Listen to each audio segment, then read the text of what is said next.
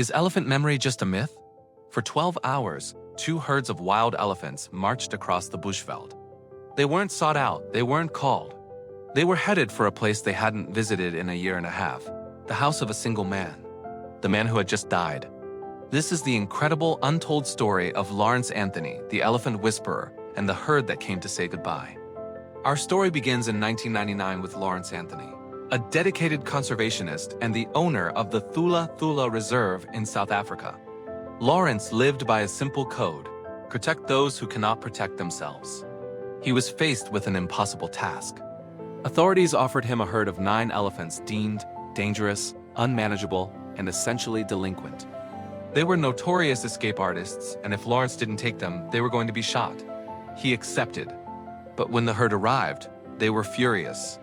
Traumatized and enraged, they immediately forced their way through the massive electric enclosure. They were going to escape, and if they did, the authorities would follow through on their threat. Lawrence realized force wasn't the answer. These elephants weren't criminals. They were victims. He decided to use the only weapon he had: trust. For weeks, Lawrence made the elephant enclosure his home. He would sleep right next to the fence, constantly talking to the elephants in a low, soothing voice. He explained to them, night after night, that they were safe, that they were home. This is how he earned the title, the Elephant Whisperer. The turning point came when Nana, the matriarch, finally made her move. She approached the fence, and through the wires, she extended her mighty trunk and gently touched Lawrence. It was a gesture of acceptance, a promise. The elephant stopped trying to escape. From that day on, the bond was sealed.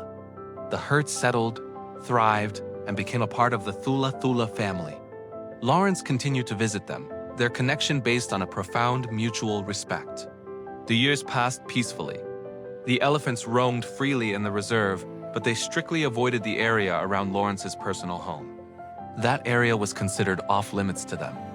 Then tragedy struck. On March 2, 2012, Lawrence Anthony passed away suddenly after a heart attack. What happened next defied all logic. Within hours of his death, the 2 wild elephant herds, the originals and the new herd, began to march. With no human guidance, no call, and no tracking device directing them, they set out on a 12-hour journey from deep within the reserve. They arrived at the Anthony family home, standing outside the property in absolute silence. They stayed for 2 full days in a vigil of mourning, paying their final respects to the man who saved them. Then, as quietly as they arrived, they turned and disappeared back into the bush. Lawrence's son and wife confirmed that there was no physical way the elephants could have received the news. This incredible moment, this silent, powerful vigil proves the deep emotion and complex connection that exists between man and animal. If you were amazed by this story of loyalty and grief, hit the like button and subscribe to see more incredible animal facts.